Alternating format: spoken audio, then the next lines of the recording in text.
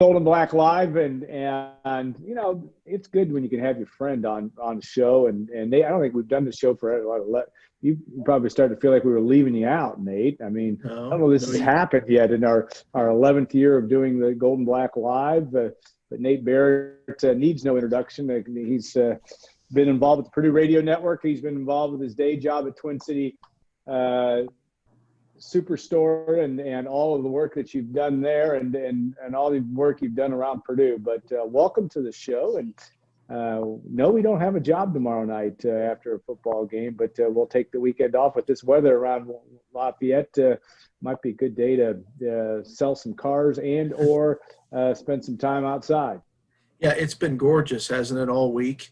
Except a little cold maybe Monday, but it's been really nice, and we're getting ready, as you know, Alan, to move the store, and so we're going to be thinking with no football here locally, we think we'll move some cars this weekend.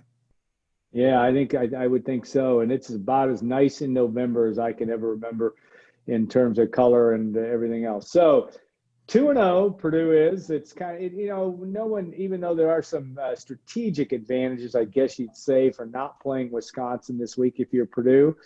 But by the same token, an 8-game schedule with kids that want to play football, it's too bad that you're not going to be playing this one this week. It's always and Purdue would like to put an end to that streak against the Badgers too, having lost every year since 2003. What's your take on these first 2 weeks from what you've seen from Jeff Brom's team? Obviously successful victories and certainly steps in the right direction. Well, Alan, as your many fans know, you and I get a chance to hash this out. It's a good thing to do. Radio show after the games, and I continue to feel, Alan, like one thing Purdue was fortunate when this new schedule came out to catch Iowa at the start of the season. And Iowa's had a lot going on in the off season. They had a new quarterback and a lot of new faces there. Certainly not at running back, but in other spots. And I thought Purdue ideally would catch Iowa there versus seasons where they play them deeper in the schedule. And I thought it worked to Purdue's favor. And then I think we're seeing some renewal on the defensive side, as Tom and Brian alluded to in your first segment. It all hinges, of course, in a lot of ways on George and getting him back healthy. But they've had some surprise step-up players defensively, and they're, as Tom wrote in his column, they're to the good on the turnover side of things, which they haven't been. Yeah, that's been a big thing. That continues, Alan. I think the schedule's favorable, and I think, hoping for good health for everybody, Purdue could be in a really nice position down the stretch. Yeah, you look at the situation and David Bell's been really all-American-like. That kind of goes without saying. But Aiden O'Connell's been unbelievable too, just in terms of coming in as a walk-on and having the poise to get it done. And really, if you look at statistically last week's game, I think we ran the numbers, one of the truly remarkable games. I think no Purdue quarterback has done what he's done. In other words, throw for over 80% completion, over 380 yards, and a couple touchdowns, and that includes Drew Brees. So that's a pretty impressive number. Good company. Been really, really efficient back there and seemed to have made in the first game he threw into covers a little bit. That was an issue, maybe. I'm not breaking down film, so I don't know where he should be going all the time. But last week he's getting the job done. It was fun to listen to Tim and Pete on the radio network call that one, because Tim several times said, well, I'd like to see David Bell right here, Pete.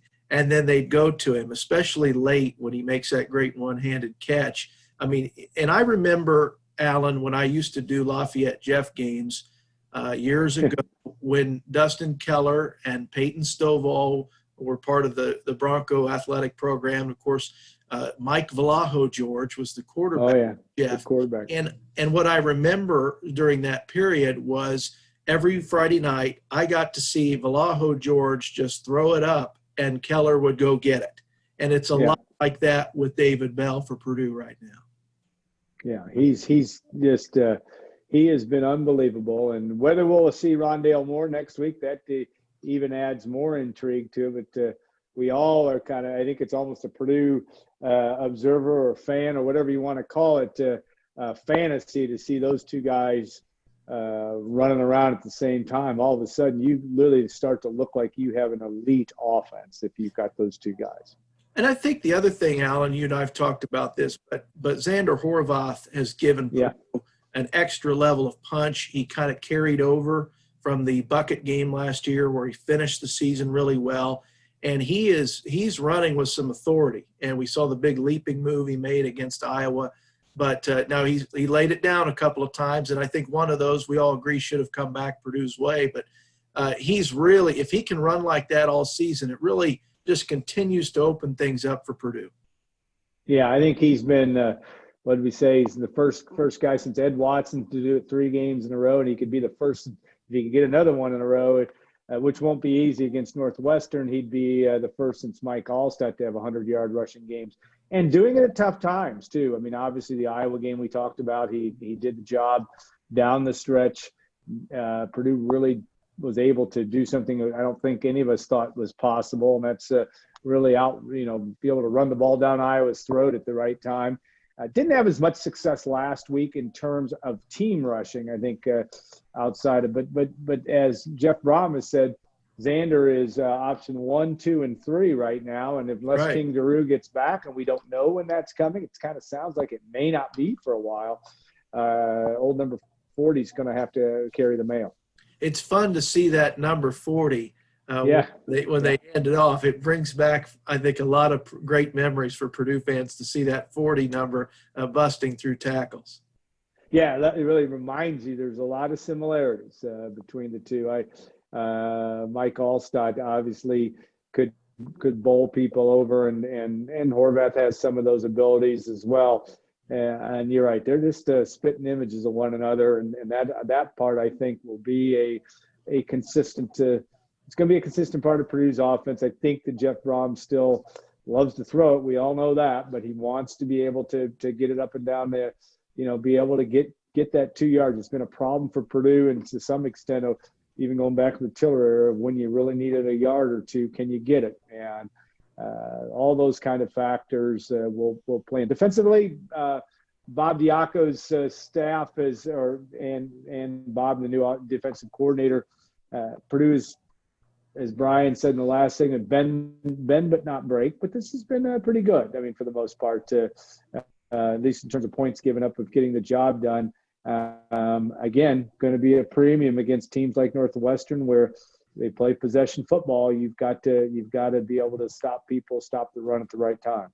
Alan, you've watched the game so long, going back to Leroy Keys and Ross-Ade Stadium, and isn't it always when you cut through it, all the rest of it, turnovers often will tell that tale.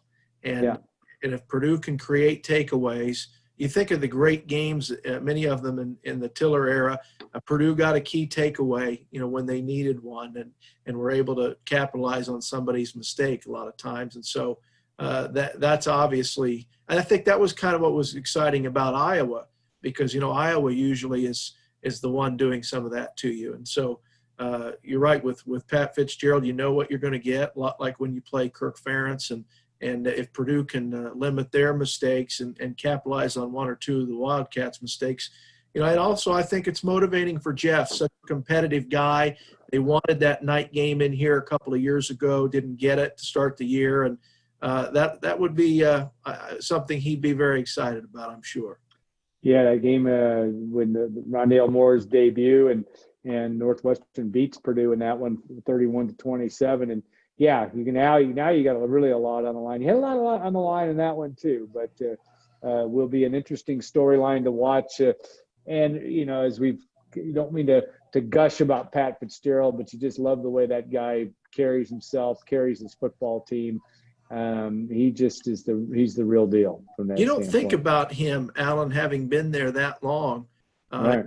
All of us can remember him from their Rose Bowl team, but I mean, he's been at it a while now. And I heard Tom in your last segment talking about they finally made some changes offensively. I was able to be up there with Tim last year filling in for Rob Blackman, and they really struggled offensively. Oh, they were terrible. Yeah. Yeah, they just were not any good offensively, and so it was clear, that they needed to do something to get things jump started there, and we'll see how that works out. But he's he's been solid. And even though a guy like him might have a bad season every now and then, it usually doesn't last. Yeah, Peyton Ramsey's made a huge difference, and Purdue fans saw how good Ramsey was last year for Indiana. And, of course, up there is a grad transfer who's doing a great job. And he's just a gamer as well. I mean, Indiana's got a good quarterback in Penix, too. I mean, there's no question that Ramsey would have been struggling to get playing time up there. But sometimes in life, things that you end up putting something at the right spot, and all of a sudden it works for both sides. And I think that might be the case when you're looking at Indiana Northwestern. And who would have thought? This is the only time in the history of the Big Ten where Indiana, Purdue, and Northwestern are all 2-0 in the Big Ten. So, well, you know the history well enough to know, Alan, with such a strange year that we've had, that fits right in perfectly. Oh, it does. Somebody asked me it was a great trivia question. When was the last time Indiana and Purdue were undefeated in October in Big Ten play? And it was long before you were born, but 1967.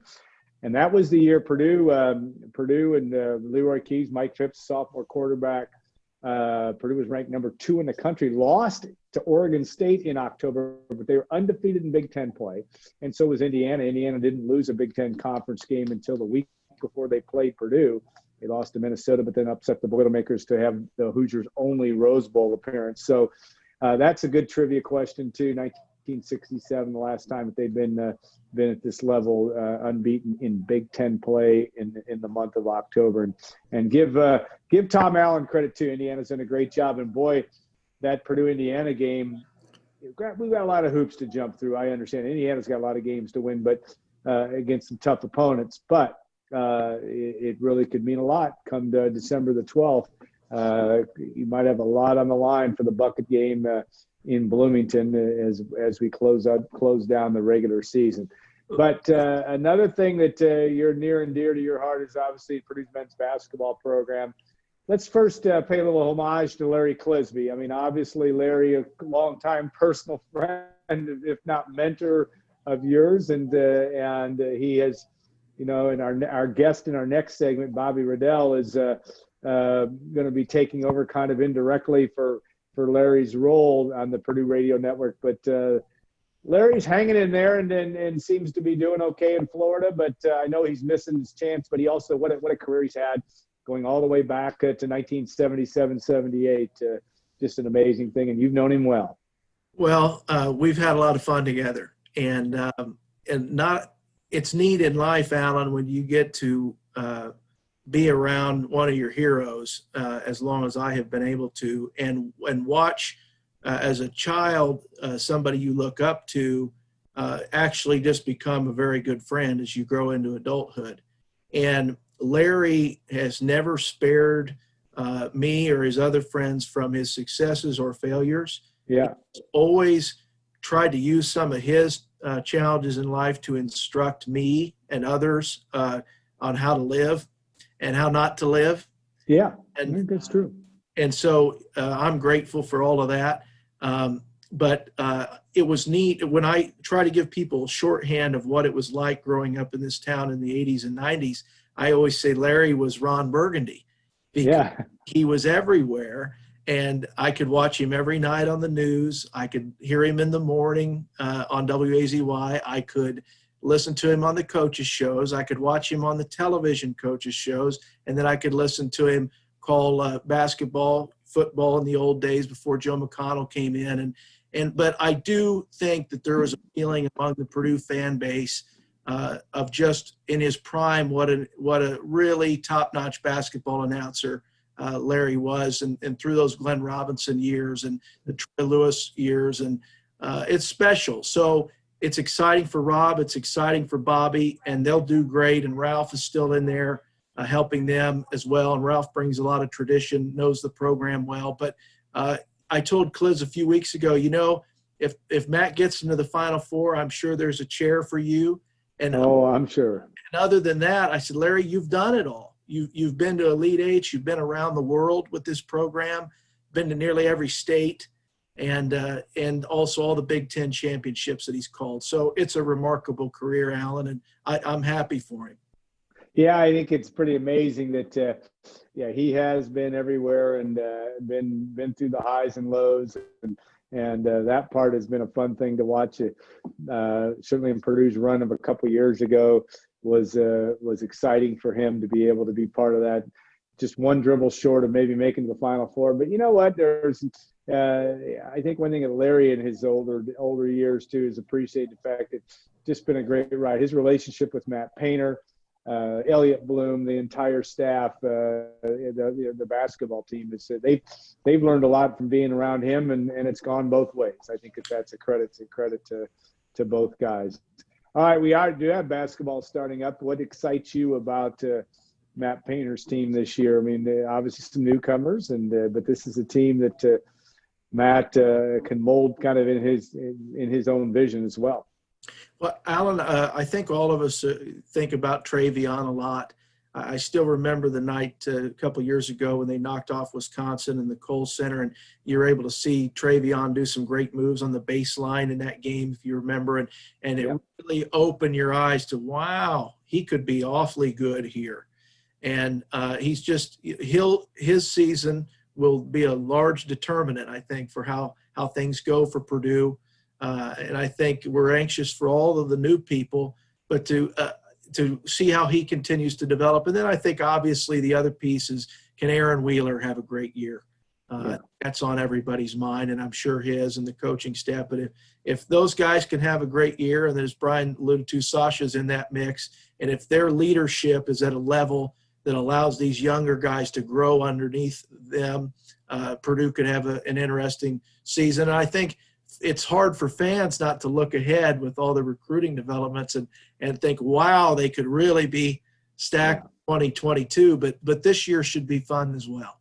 Yeah, going to be a fun thing to watch Matt Painter work with that group. I think they'll get better, and they seem to be the right blend of guys. Well, Nate, thank you very much for your time. So this will serve as our fix, I guess, for this week. We'll back in the booth Saturday night after a home game, and then we'll just slide down. They've got it all nicely protected. It's really a pretty good situation up there. Strange a little bit, but I thought it was pretty good in game one, and it'll be fun to the stadium's always empty by the time we're doing our show. That's so right. We're kind of looking over the landscape and doing that. We'll be doing that after Purdue Northwestern 7:30 kick, I believe it is, next Saturday on November 14th. So have a great week, my friend. Thank you, my friend. Always good talking to you. We could talk about politics in the election. We'll do that on our own time, I suppose. But that is a whole nother matter. Historic time that we're going through now. So, hey, thanks again. We'll stay tuned because Bobby Riddell will join us for segment 3. Thank our sponsors again, State Farm agent Trent Johnson, Twin City Dodge, only because they've been such good supporters over the years, Triple X, Hilton Garden Inn. We're grateful for all the people who've been good to us. So, Nate, have a great weekend, and we'll talk again soon. Thank you, my friend. All right.